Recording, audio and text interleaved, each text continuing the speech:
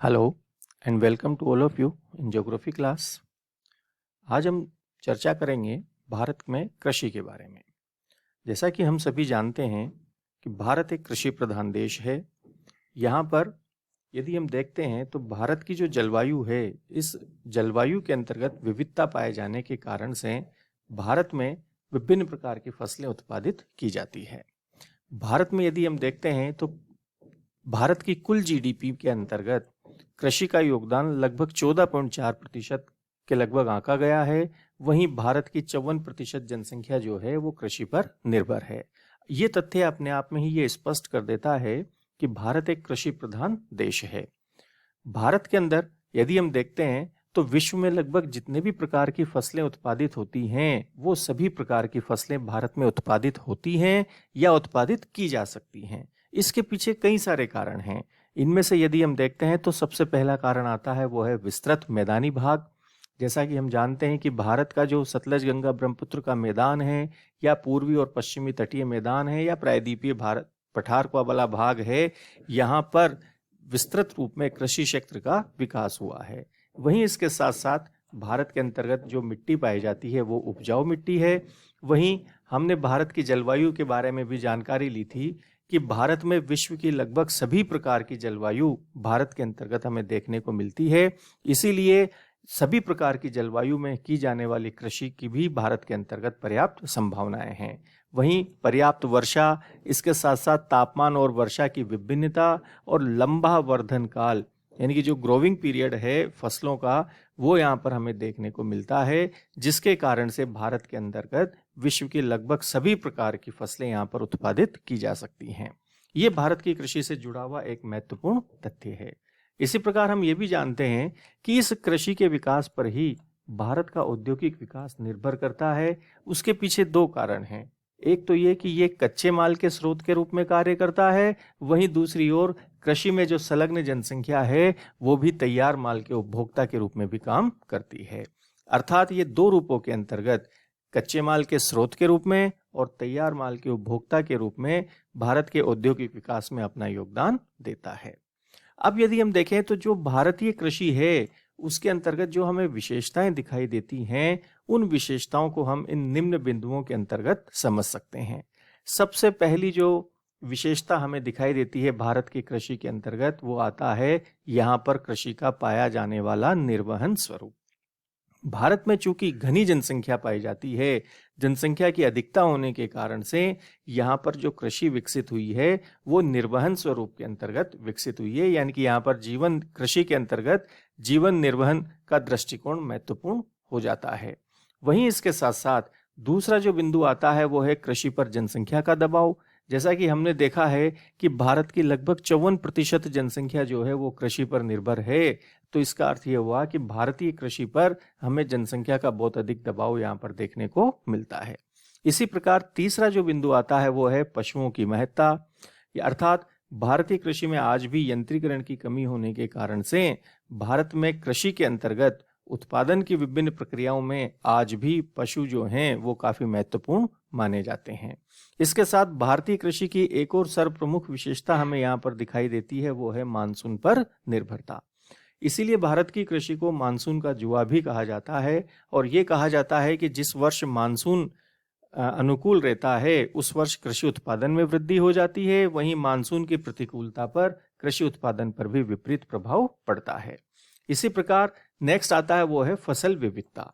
चूंकि यहाँ पर जलवायु विविधता पाई जाती है, वहीं लंबा वर्धनकाल मिलने के कारण से यहाँ पर विभिन्न प्रकार की फसलें उत्पादित होती हैं, चाहे वो खाद्यान्न फसलें हों, चाहे व्यापारिक फसलें हों, चाहे पेय फसलें हों या विभिन्न प्रकार की जितने भी प्रकार की फसलें उत्पादित होने की संभावनाएं होती हैं विश्व के अंदर, वो सभी फसलें भारत के अंतर्गत उत्पादित की जा सकती हैं और अधिकांश फसलें भारत के अंतर्गत कम या ज़्यादा अधिक क्षेत्र के अंतर्गत भी यहाँ पर उत्पादित होती हैं। नेक्स्ट जो आता है वो है कि भारत के अंतर्गत जितनी भी प्रकार की फसलें उत्पादित होती हैं उन फसलों में हमें यहाँ पर खाद्यान्नों की प्रधानता देखने को मिलती है। उसके पीछे एक बहुत बड़ा कारण यह है कि भारत जो है वो घनी जनसंख्या वाला देश है, इसके कारण से यहाँ पर खाद्यान्न फसलों की हमें प्रधानता दिखाई देती है। इसके अतिरिक्त चारा फसलों की कमी है, ये भी हमें यहाँ पर दिखाई देता है। हालांकि भारतीय कृषि में पशुओं की अपने आप में एक महत्वपूर्ण स्थान है, लेकिन विशेषकर केवल पशुपालन के हिसाब से चारा फसलों का उत्पादन भारत के अंतर्गत कम किया जाता है। वहीं भारतीय कृषि के अंतर्गत मौसम विविधता पाई जाती है, जिसके कारण से यहाँ पर 3 प्रकार के सीजन कृषि की दृष्टि से हमें दिखाई देते हैं, जिन्हें हम खरीफ, रबी और जायद के नाम से जानते हैं। वहीं इसके साथ साथ मिश्रित कृषि अर्थात कृषि और पशुपालन, ये दोनों भी स्वरूप हमें यहाँ पर दिखाई देते हैं। और श्रम प्रधान की बात यदि हम करें तो भारतीय कृषि के अंतर्गत हमें यंत्रीकरण का प्रभाव कम दिखाई देता है। इस रूप में भारत की कृषि आज भी श्रम प्रधान रही है। इसके साथ साथ भारत का जो कुल क्षेत्रफल है उसके अंतर्गत कृषि क्षेत्र का एक बहुत बड़ा अनुपात है, जो कि भारतीय कुल क्षेत्रफल के 46% भाग के रूप में है। अर्थात भारत के कुल क्षेत्रफल के 46% भाग पर कृषि की जाती है। इस दृष्टि से ये विश्व में सर्वाधिक है। कुल क्षेत्रफल में कृषित क्षेत्र का ये अनुपात अपने आप में एक बहुत ही महत्वपूर्ण तथ्य है। इसी प्रकार हम देखते हैं तो जो कृषि को प्रभावित करने वाले कारक हैं, चूंकि कृषि सीधी सीधी जलवायु कारकों से या प्राकृतिक कारकों से अधिक रूप में प्रभावित होती है, उसके अलावा अन्य और भी कई कारक हैं जो कि कृषि को प्रभावित करते हैं। उन कारकों को हम अध्ययन की दृष्टि से 4 भागों में बांट करके पढ़ते हैं: भौतिक कारक, संस्थागत कारक, आधारभूत कारक और तकनीकी कारक। इन कारकों में यदि हम देखते हैं तो भौतिक कारकों में सबसे पहले आता है वो है उच्चावच। इसका अर्थ होता है धरातल किस प्रकार का है। समतल मैदानी भागों में कृषि का विकास अधिक होता है, वहीं जहां पर उच्चावच विषमताएं पाई जाती हैं वहां पर कृषि का विकास हमें सीमित देखने को मिलता है। इसी प्रकार जलवायु, जैसा कि हम पूर्व में भी जानकारी ले चुके हैं कि जलवायु अपने आप में कृषि को एक महत्वपूर्ण रूप में प्रभावित करती है। जहां पर तापमान और वर्षा संबंधी अनुकूलताएं मिलती हैं वहां पर कृषि का स्वरूप हमें विकसित दिखाई देता है, और वहीं जहां पर जलवायु की विषमताएं हैं वहां पर कृषि का विकास सीमित हमें दिखाई देता है। वहीं मिट्टी अर्थात किस प्रकार की मिट्टी वहां पर पाई जाती है। यदि मिट्टी उपजाऊ है तो कृषि का विकास अधिक होता है, और यदि मिट्टी की उपजाऊ क्षमता कम है तो वहां पर हमें कृषि सीमित दृष्टि से विकसित होती हुई दिखाई देती है। तो ये जो भौतिक कारक हैं, ये भौतिक कारक कृषि को सीधे रूप में प्रभावित करते हैं। इसके अतिरिक्त जो संस्थागत कारक होते हैं, इंस्टीट्यूशनल फैक्टर्स जो होते हैं, उनके अंतर्गत कृषि जोतों का आकार कितना है। इस दृष्टि से हम जानते हैं कि भारत में कृषि जोतों का जो आकार है वो बहुत छोटा है। छोटा होने के कारण से यहाँ पर कृषि एक लाभदायक व्यवसाय के रूप में नहीं रह जाती है। ये भी कृषि को यहाँ पर प्रभावित करता है। वहीं दूसरा आता है वो है लैंड टेन्योर अर्थात भूमि अधिकार। यहाँ पर ज़्यादातर जो कृषक हैं वो भूमि पर दूसरे के यहाँ पर कृषि कार्य करते हैं, अर्थात उनके पास मालिकाना हक नहीं है, जिसके कारण से उसका भी प्रभाव हमें कृषि पर विपरीत दृष्टि से दिखाई देता है। अगला आता है वो है भूमि सुधार। हमें यहाँ पर देखने को मिलता है कि विभिन्न प्रकार की जो समस्याएं हैं, चाहे वो जमींदारी प्रथा हो या साहूकारी प्रथा हो, ये सब चीज़ें हमें यहाँ पर दिखाई देती है, जो भी जिसके कारण भी कृषि पर उसका प्रभाव हमें दिखलाई देता है। नेक्स्ट आता है वो है आधारभूत कारक। आधारभूत कारकों के अंतर्गत सिंचाई, ये अपने आप में एक बहुत महत्वपूर्ण कारक है जो कि कृषि को प्रभावित करता है। जहां पर वर्षा की मात्रा कम हो जाती है वहां पर यदि सिंचाई उपलब्ध हो जाती है तो उसके कारण से वहां पर भी कृषि का विकास हो जाता है। वहीं जहां पर सिंचाई क्षमताएं कम हैं वहां पर हमें कृषि जो है वो सीमित दृष्टि से दिखाई देती है। इसके अतिरिक्त शक्ति के साधन हो, परिवहन हो, विपणन हो, भंडारण हो, बीमा है, पूंजी है, ये सभी कारक ऐसे हैं जो कि कृषि को प्रभावित करते हैं। इसके साथ साथ अगला जो कारक आता है वो है तकनीकी कारक। तकनीकी कारकों के अंतर्गत हम उन्नत बीज हैं, उर्वरक हैं, कीटनाशक हैं, यंत्रीकरण हैं, ये सभी फैक्टर्स जो हैं ये भी कृषि को प्रभावित करने में वर्तमान में अपनी महत्वपूर्ण भूमिका निभा रहे हैं। तो इस रूप में यदि हम देखें तो भौतिक कारक वर्तमान में अब धीरे धीरे इनकी इंपॉर्टेंस कम हो रही है, लेकिन और संस्थागत कारकों से लेकर के आधारभूत कारक और तकनीकी कारक कृषि को अत्यधिक प्रभावित कर रहे हैं। इस दृष्टि से हमें इनके अंतर्गत निरंतर सुधार की आवश्यकता है, तभी भारतीय कृषि जो है वो विकसित स्वरूप ग्रहण कर सकती है। इसके साथ साथ ही जब हम भारतीय कृषि के बारे में जानकारी प्राप्त करते हैं तो हमें कुछ शब्दों के बारे में भी जानकारी होनी चाहिए। जैसे कि सबसे पहला आता है वो है फसल प्रतिरूप।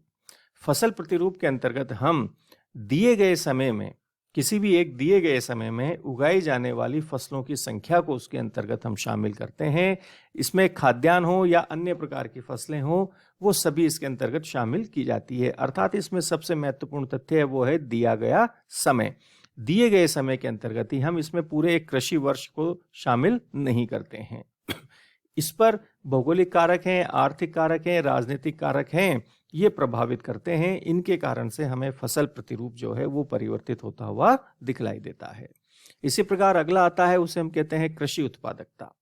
कृषि उत्पादकता का अर्थ होता है भूमि की फसल पैदा करने की शक्ति।